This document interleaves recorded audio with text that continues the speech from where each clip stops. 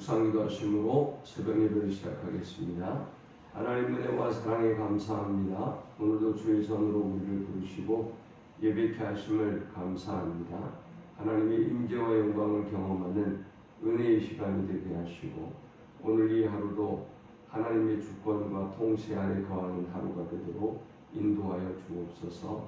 만나와 매출하기로 우리의 모든 필요를 채우시며 구름 기둥과 불 기둥으로 우리를 인도하여 주옵소서. 험악한 세상 가운데 주의 천군 천사를 동원하셔서 주의 백성들의 모든 자리에 하나님의 충만한 은혜가 임하게 하시고 하나님의 보호 손길을, 하나님의 사랑의 손길을 누리는 하루가 되도록 인도해 주옵소서. 예수님의 이름으로 기도합니다. 아멘. 찬송 370장 읽겠습니다. 주 안에 있는 나에게 단 근심이 있으랴. 십자가 밑에 나아가 내 짐을 풀었네. 주님을 찬송하면서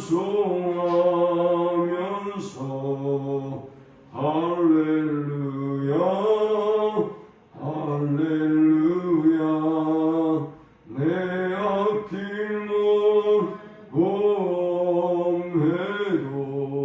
나 주님만 따라가리. 두려움이 변하여 내 기도되었고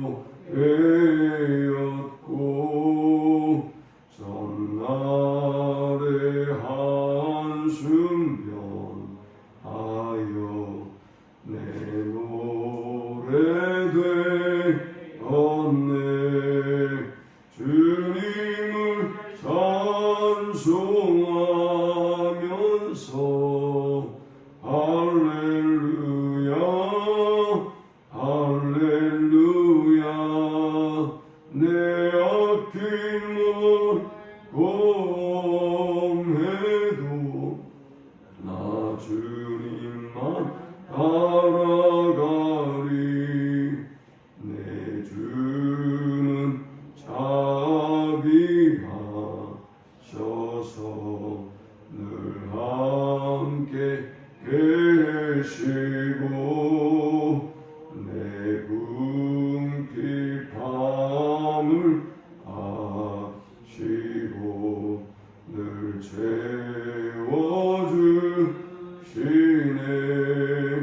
주님을 찬송하면서 할렐루야 할렐루야. 내 아낄 몸해도 나 주님만 따라가리. 내 주와 맺은 언약은 영불변하시니 그 나라 가기까지는 늘 보호하시네.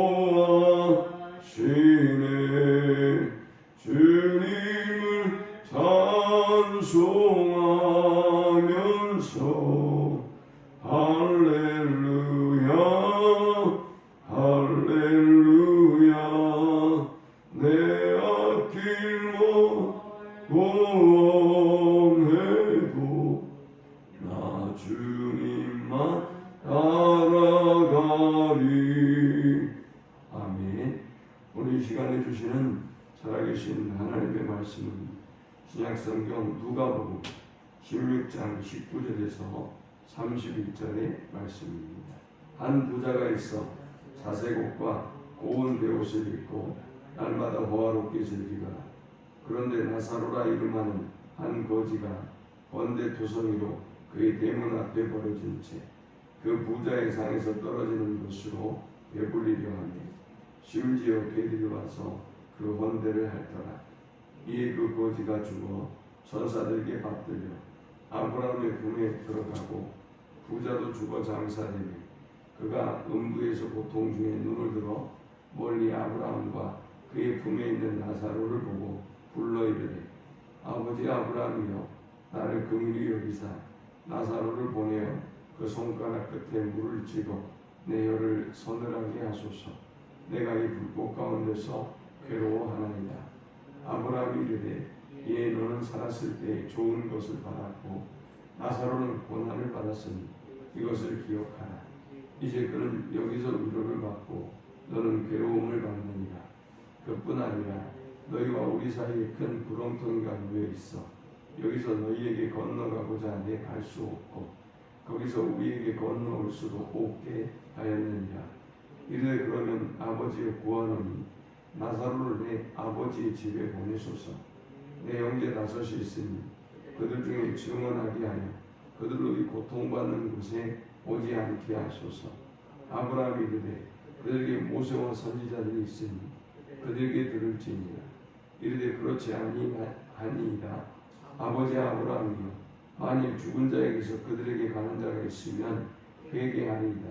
이르되 모세와 선지자에게 듣지 아니하면 비록 죽은 자 가운데서 살아나는 자가 있을지라도 권함을 받지 아니하리라 하였다 하십니다. 아멘. 예수님은 누가복음 16장에서 불의한 청지기의 비유를 제자들에게 들려주셨습니다. 이 불의한 청지기는 자기에게 많은 권한을 위임하고 많은 것을 맡겼음에도 불구하고 이 사람은 그것을 잘 관리하지 못했습니다. 그것을 낭비했습니다. 그런데 어느 날 주인이 와서 이 종에게 그 연유를 묻고 그 일을 그만두게 했습니다. 그런데 이 청지기는 어떻게 합니까? 내가 이제 일을 그만두면 힘이 없어서 내가 땅을 파고 살 수도 없고 빌어먹자니 부끄럽고 하니 내가 지혜를 발휘하자라고 해서 이 사람이 주인에게 빚진 자의 빚을 탕감해 줬습니다. 그러고 나면 그 탕감을 받은 사람들이 자신이 일을 그만두면 자기를 영접할 것이다 라고 생각하고 그러한 일을 행한 것이죠. 예수님은 이 불의한 청지기를 지혜로운 사람이다 라고 했습니다. 그리고 예수님의 제자들에게 그의 지혜를 배워라 라고 했습니다. 이 불의한 청지기에게 뭘 배우라는 거죠? 그의 미래를 준비하는 그 준비성을 배우라 라는 것입니다. 그의 지혜를 배우라 라는 것입니다. 자, 이 불의한 청지기의 비유를 보충하는 말씀이 오늘 본문의 말씀입니다. 한 부자가 있었습니다. 이 사람은 자색옷과 고운 베옷을 입고 날마다 호화롭게 즐기는 삶을 살았습니다. 그러나 또 한 사람이 있습니다.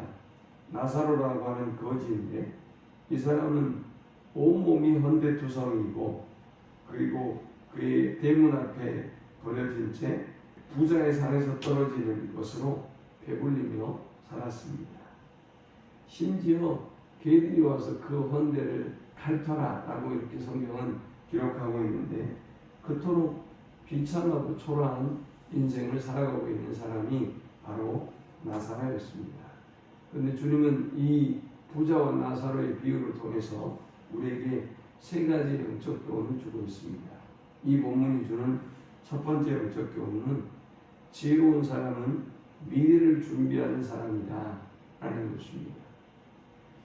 이 부자는 이 땅에서 누릴 수 있는 최고의 호화로운 삶을 살아가고 있습니다.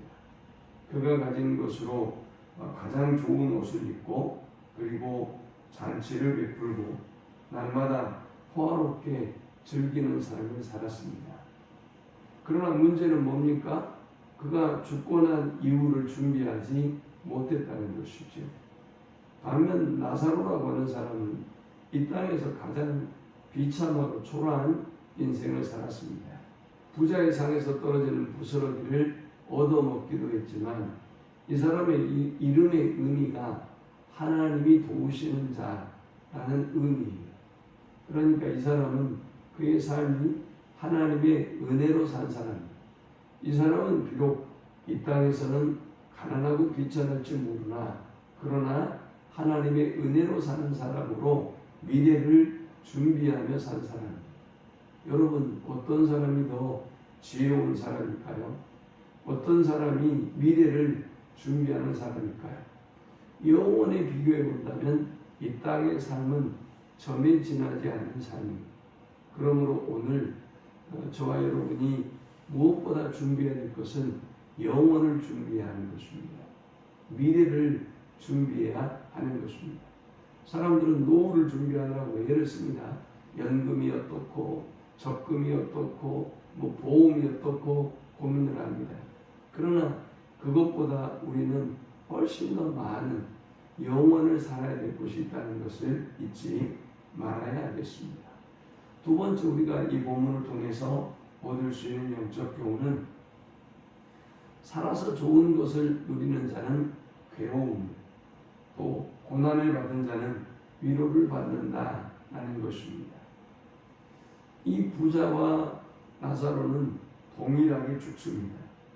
그리고 나서 나사로는 아브라함의 품에 안겨서 위로를 받습니다. 그런데 죽음 이후에 또 다른 반전은 이 부자입니다.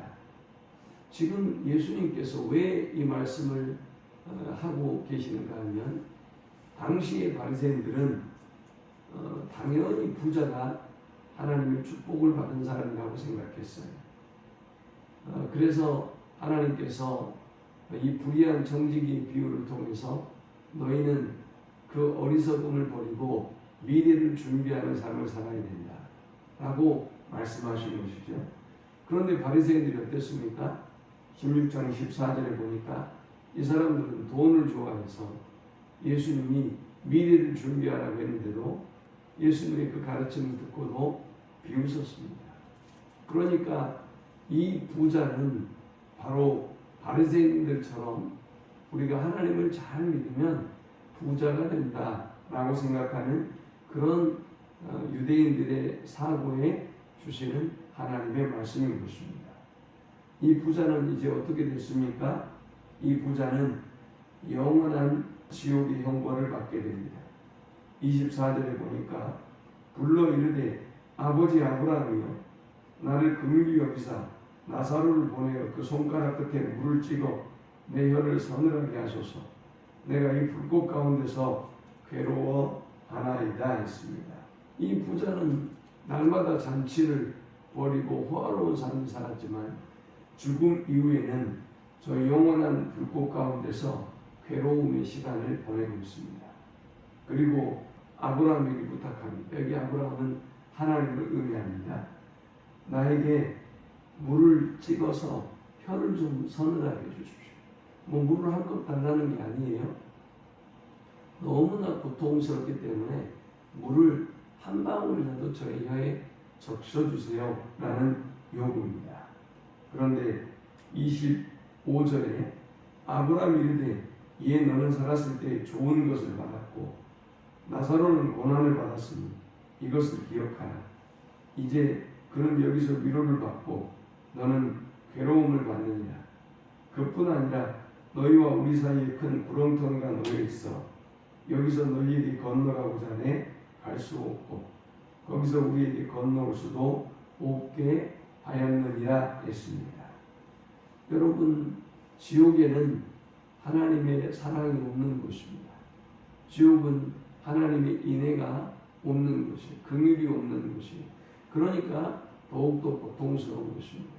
우리가 이 땅에서 좋은 것을 누리고자 하면 저 하늘나라에서는 우리가 위로와 또 축복을 받을 수가 없어요. 이렇게 영원한 지옥의 형벌이 기다려요. 하지만 이 땅에서는 괴롭고 고난의 길을 걸어가지만 저 미래를 준비했던 불의한 정직이처럼 죽음 이후의 삶을 준비하는 사람은 하나님의 놀라운 위로를 또 하나님의 놀라운 구원의 은혜를 입게 된다는 것입니다. 마지막 세 번째 우리가 기억해야 될 영적 교훈은 믿음의 시작은 전적인 하나님의 은혜이다 라는 것입니다. 이제 이 상황 속에서 지옥의 고통이 너무나 힘들었던 이 부자가 아브라함에게 부탁합니다. 27절에 이르되 그러면 내 아버지의 구하노니 나사로를 내 아버지의 집에 보내소서. 내 형제 다섯이 있으니 그들에게 증언하게 하여 그들로 이 고통받는 곳에 오지 않게 하소서 라고 부자가 하나님께 요청합니다. 그런데 이제 하나님은 뭐라고 말씀하십니까? 29절에 아브라함이 이르되 그들에게 모세와 선지자들이 있으니 그들에게 들을지니라. 이르되 그렇지 아니하니이다. 아버지 아브라함이여 만일 죽은 자에게서 그들에게 가는 자가 있으면 그에게 하리이다 했습니다. 이 사람이 이 부자가 나사로를 아버지의 집에 보내라고 했죠. 그 말은 나사로를 알고 있다는 얘기죠. 이 부자가. 이 부자는 나사로를 알고 있었지만 나사로에게 도움을 주지 않았어요. 그런데 이제 이 지옥의 고통을 당하다 보니 형제들이 생각난 거예요. 제발 나는 지금 고통을 당하고 있지만 나사로를 보내면 죽은 나사로가 다시 살아났으니 우리 형제들이 나사로의 말을 들을 것입니다. 그러니 제발 이곳에 오지 않게 해주십시오 라고 부탁을 하고 있는 것입니다. 그들이 이 나사로의 말을 듣고 회개할 것입니다 라고 이야기합니다. 그러나 하나님은 뭐라고 말씀하세요?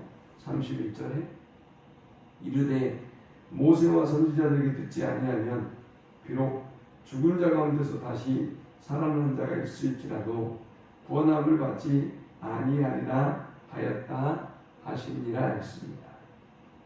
선지자들을 통해서 주시는 하나님의 말씀을 듣고 믿지 않는 사람은 죽은 사람이 다시 살아나서 간다 할지라도 듣지 않는다는 것입니다.